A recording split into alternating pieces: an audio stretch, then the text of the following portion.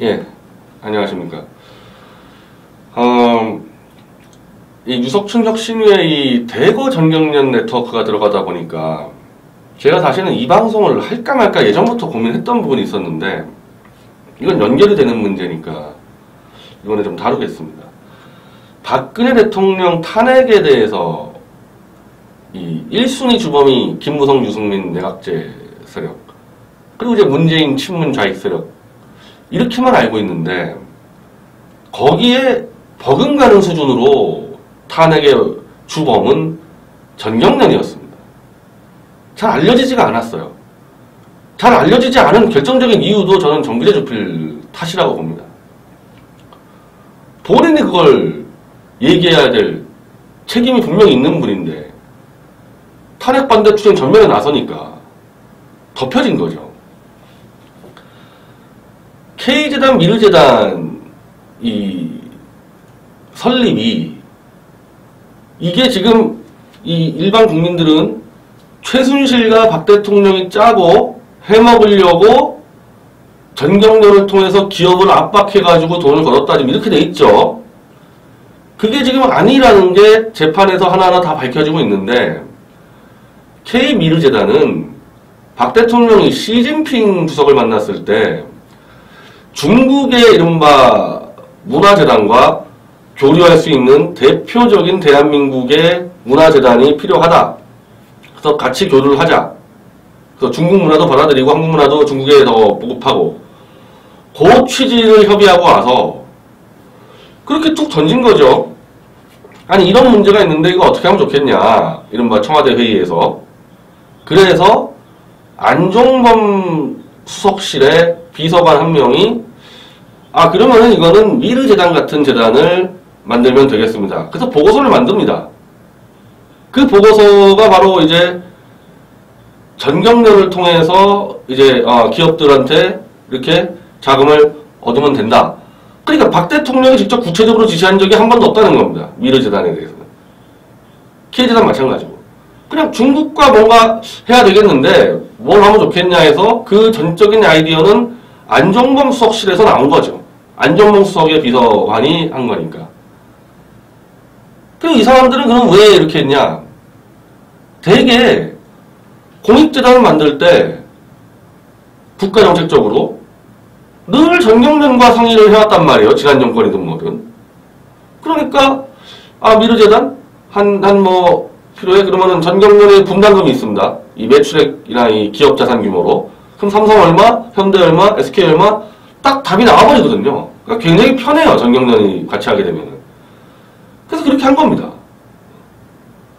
그렇게 했는데 이게 사실은 막 잘 안 됐어요. 왜냐면 박 대통령이 아주 막 지대한 관심을 갖고 너희 이거 빨리 만들어 그렇게 한 게 아니라 툭 하나 던졌기 때문에 그렇게 만들자고 협의가 된 상태에서 전경련과 안종범 수석실이 협의가 된 상태에서도 진행이 안 돼요. 안 챙기니까. 그러다가 시진핑 주석이 한국으로 온다 하니까 이때야 이제 부랴부랴 이거 어떻게 됐어? 이제 시진핑 주석 오면은 그 얘기 해야 되는데 그래서 그때 순식간에 그냥 전경련하고 안종범 수석이 돈을 이제 빨리 삼성 돈 내, LG 돈 내 이래가지고 만들어진 게 미르재단이죠. 그러다 이제 더불어 이제 K재단까지 더 함께 더 하게 된 겁니다. 그리고 이 만들어지는 과정에서는 최순실은 낀 게 하나도 없어요. 이 만들어진 과정에서. 만들어지고 놓은 다음에 조금 끼어들었지 만드는 과정에서는 최순실이 낀 바가 없습니다. 자, 그러면은 전경련이 이에 대해서 어떠한 입장을 밝히느냐에 따라 가지고 사건의 성격이 완전히 달라집니다. 통상적으로 전경련은 정부 정책에 협조해서 이 기업 개개인들이 돌파하기 어려운 부분을 공동으로 만들어서 좀 더 수월하게 일을 해본다. 그런 취지로 재단에 협조한 적이 한두 번이 아니죠. 그래서 그렇게 당시 이승철 상근부의장이 그런 식으로만 얘기해 줬으면요. 이 사건이 이렇게 불거지지 않죠. 그냥 협조했다. 정경련이 봐도 어차피 중국 시장 기업들이 진출해야 되는데 하나 문화 홍보 마케팅 쪽으로 총괄할 수 있는 하나의 공동재단이 있으면은 수월할 것 같아서 정부와 같이 손발에 맞춰가지고 만들었다. 기업들도 반대 없었다. 그랬으면 끝날 문제를 이 이승철 정경련 수석 부회장이라는 사람이 아예 박살을 내버렸습니다. 자, 지금 이 재판에까지 나가가지고 안종범 수석과 최순실 재판입니다. 나가서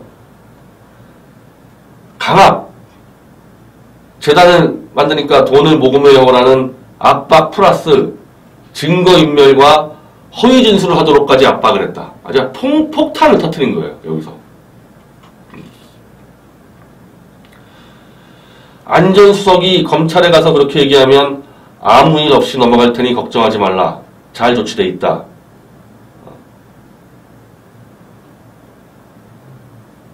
한마디로 허위 진술을 강요했다. 압박을 했다. 이런 얘기를 하고 심지어 창조경제혁신센터와 청년희망펀드 역시 청와대 압박 탓이다. 대기업 총수들이 거액을 기부한 청년희망펀드와 관련해 1200억, 1300억을 협조하라. 이거 굉장히 부담스러웠다.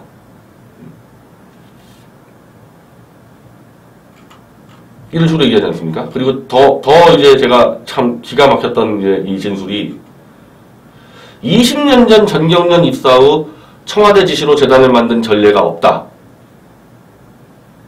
진짠가요? 전경련 저하고 정말 그래도 깊은 좀 관계에 있던 몇몇 분들 있지 않습니까? 20년 동안 전경련이 청와대 지시로 재단을 만든 적이 없습니까? 뭐 정도의 차는 있겠죠. 이명박 정권 때 미소금융재단 그거 그때 전경련 길길이 안 뛰었어요? 어떻게 정권이 미소금융재단은 이거보다 돈 훨씬 많이 들어가는 재단입니다. 이 미르재단보다. 그래서 난리 쳤잖아요. 전경련에서. 저는 이 표현도 기억나는데요. 전경련 인사들이. 늑대 피하려다가 호랑이 만났다. 즉 돈 좀 안 뜯기려고 좌익정권 좀 막아서 이명박 정권 만들었더니 이거 돈 더 뜯어간다. 그때 그렇게 한 거 아닙니까? 그때 이승철 씨 아마 상경부회장은 아니었고 전무 아니었던가요? 아니 왜 이런 식으로까지 박 대통령이 탄핵이 되도록 이런 식으로까지 진술하냐는 겁니다. 이건 사실이 아니잖아요. 정경련이 뭐 하는데요? 대기업들 이해를 관철시키기 위해서 정부 정책 시책에 대해서 창구 역할 해가지고 기업들 돈 걷어서 정책 뒷받침하는 그 조직 아닙니까? 어떻게 20년 동안 청와대 지시로 재단 만든 적이 한 번도 없다는 거짓말을 합니까? 재판에 나가서. 전경련이 이런 식으로 나가니까 어제 박 대통령이 강압을 했다. 기업들 돈을 받으려고. 이렇게 된 거 아니에요. 이게 이승철 한 명의 문제인가요, 이게? 이승철 한 명이 돌발한 거예요? 그게 아니라는 증거가 있죠. 한창 11월달 탄핵이 거의 탄핵 정도가 아니라 완전 이건 박 대통령 거의 뭐 당장 내일 하야 될 정도로 몰리던 11월 중순 때 복거일이라는 전경련 논객이 뭐 그분 뭐 어떤 경력이든 그분 전경련 논객입니다. 평생 전경련만 대변하는 논객이죠. 그분이 한국경제신문에다가 전면에 걸쳐서 박근혜 자진하야 하라. 그 칼럼 안 썼어요? 그러면서 기업들 쳐서 돈 뜯은 것처럼 그런 식으로 안 썼습니까? 그리고 그 칼럼을 정기재 씨가 25분간 너무 감동받았다고 눈물이 났다고 막 읽고 그런 짓들 했지 않습니까? 그 이승철 지원하려고 한 거 아니에요, 그게? 정경련 지원하려고? 정경련은 피해자일 뿐이고 그럼 낡은 방식으로 기업들 운영한 박근혜 대통령은 자진하야해라. 그게 이승철 복거일 정기재 작품 아닙니까, 그게. 저는 만약에요. 제가 사실 이걸 들고 나온 이유는 이미 뭐 이승철 이분은 이제 나가신 분이니까 다시 욕하려고 그런 게 아니라 전경련을 이용해서 기업들 돈을 걷는 거를 낡은 운영 방식이라고 비판했다면 복걸이나 정규재 씨가, 그러면 전경련은 왜 필요합니까? 전경련은 그거 하려고 백업하는 조직 아니에요. 그러면 전경련을 완전히 손을 떼던지. 저도 그렇게 생각합니다. 아, 이 방식은 아니다. 정권 잡았다고 전경련 통해서 30대 대기업들이 돈 걷어가지고 재단 만들어 봐야 그거 성공할 가능성도 없고, 정권 바뀌면 또 이거 또 조사 들어오고 자기 사람도 다 대거 물갈이하고 이거 엉망진창된다.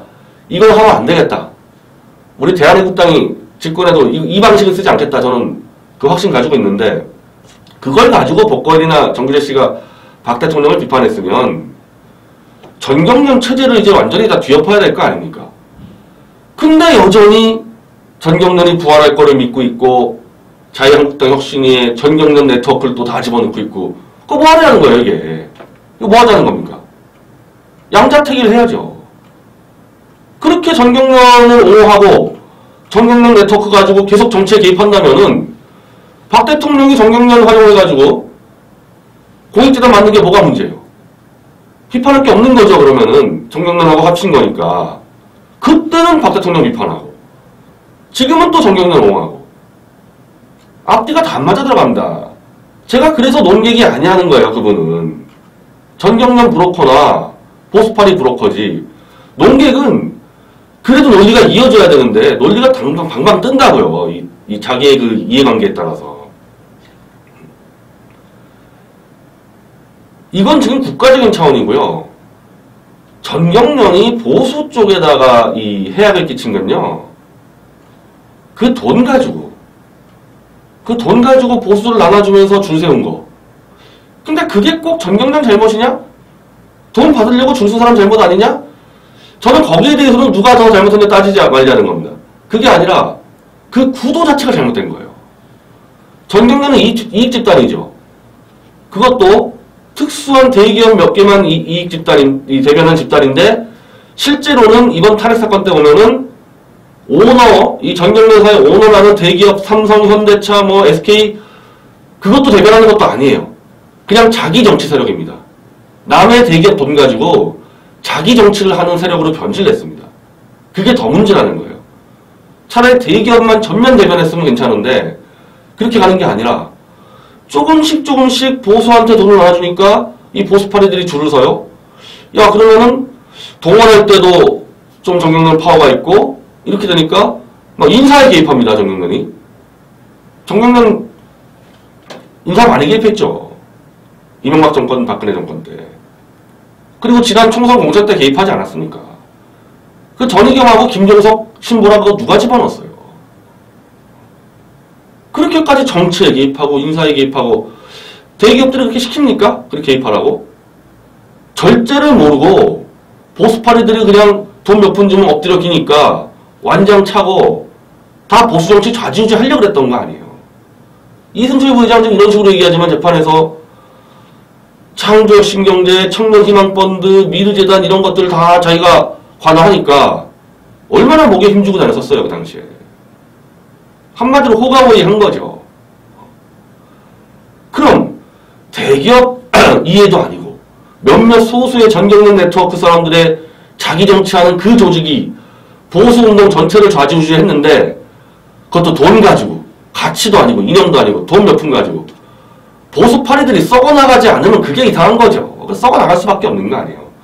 자생력은 다 사라지고 그냥 전경련 사람들이 원하는 기업자이나 외치고 있으니까 자생력 다 사라지고, 20대 30대들한테는 보수라 하면 그냥 대기업 부정부패 옹호세력 이렇게 찍히고, 그러니까 자생력은 더 없어지고, 그러다 망하는 거 아닙니까? 안 망할 수가 없죠. 미디어치도 전경련에게 매체를 팔았습니다. 한때. 근데 우리는 좀 달라요. 우리는 그 광고주 불매운동, 그때 우리가 참가를 해가지고 워낙 광고주 불매운동에 이 기업들이 힘들어해서 사실 미디어치를 우리가 전경련에 팔 수 있었던 여러 가지 그 근거가 그거였죠. 근데 제가 완전히 끝난 거는 전희경 논문 표절 문제 제기했을 때, 와, 정말 이 전경련과 자유경제는 여기에 푼돈 먹고 사는 사람들, 그 돈 몇 푼에 논문 표절이라는 건 명백한 잘못된 것을 옹호하고 그걸 문제 제기하는 사람을 공격하고 그런 게 보수예요? 그게 보수고 자유주의 이념입니까? 이미 그때부터 다 썩어 빠진 거예요. 거기에 그리고 유석춘, 정규재 다 개입해 있었고 사실상 대한민국 보수의 지성 있는 어른이 사라진 겁니다. 돈 몇 푼에.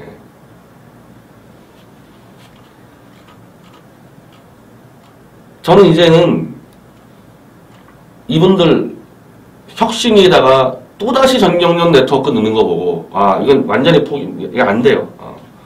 못 벗어나는구나. 평생 그냥 전경련만 바라보고 살게끔 DNA가 그렇게 박힌 것 같습니다. 새로운 시장에 들어갈 용기도 없고 능력도 없고 실력도 없고 그 안에서만 놀겠다. 그 독자들도 딱 그 안에 있는 사람들만. 이쪽으로 절대 이른바 블루오션 시장에 진출할 엄두도 못 내고. 저는 이 전경련 문제는 글쎄요, 연구소 방식으로 간다 어쩌고 하는데 글쎄요, 그게 될지 모르겠습니다. 근데 어차피 기업들이 민간처에서 만든다고 하면은 자기들이 알아서 하겠지만은 지금까지 해온 거 볼 때는 전경련이 다시 생산적 의미에서의 정상화가 될 수 있겠냐. 그거 좀 회의적이고. 물론 전경련 안에서 그 노력한다는 거에 대해서 제가 존중하겠어요. 근데 거기서 꼭 하나 제가 설명드리고 싶은 거는 전경련이 지금껏 다루지 않은 주제로 눈을 확 돌려야 됩니다. 그러지 않고는 전경련에 도움이 안 돼요. 대기업들 이해관계를 지키는 것도 도움이 안 되는 수준입니다. 그리고 보수는 이제는 전경련하고는 거리 둬야죠. 그 전경련 거의 하청업체처럼 그렇게 굴림당하고 그러다 보니까 무시당하는 거거든요. 젊은 층이나 이 중산층, 서민층한테.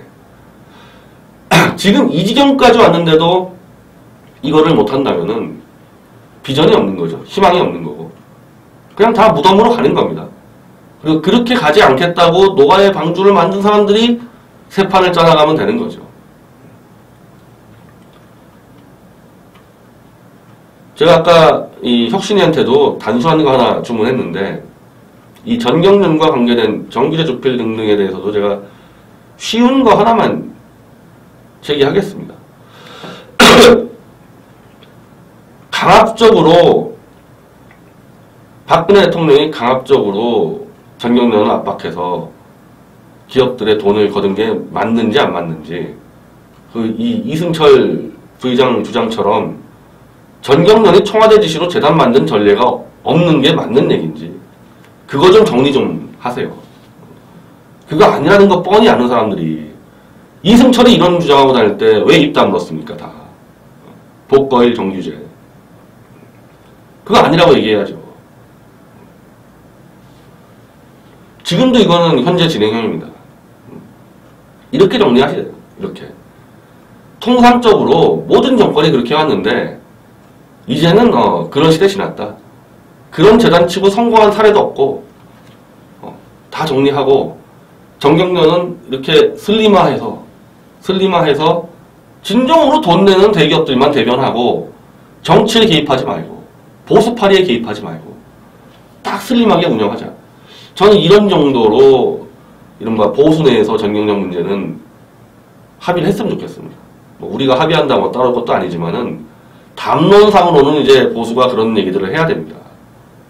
여전히 전경련한테 혹시 또 돈 들어올까, 전경련이 또 부활할까 그거 기대하고 이거 침묵하면 안 돼요. 전경련 문제에 대해서. 할 말 다 해야 됩니다. 돈 받았다고 하면 못할 거 있습니까? 전경련 지원받은 보수단체들 사기쳐서 받은 건 아니잖아요. 정당한 사업 가지고 우리 같은 경우는 매체를 판 거고 사업계획 가지고 가서 지원받은 거 아닙니까? 지원받을 때 받더라도 이제 할 말은 하고 할 말을 해야지 한두 발씩 더 나갈 수 있는 겁니다. 감사합니다.